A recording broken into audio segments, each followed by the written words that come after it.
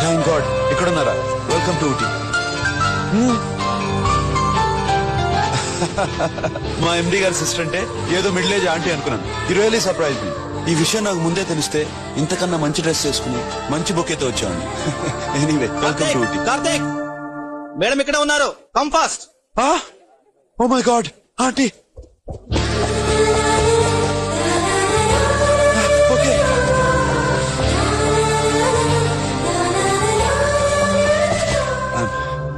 I'm really sorry. నేను బొకేని మాత్రమే తీసుకెళ్తున్నాను, కాంప్లిమెంట్స్ కాదు. నిజంగా మీరు మా ఎండి గారి చెల్లె అంటే చాలా బాగుండేది.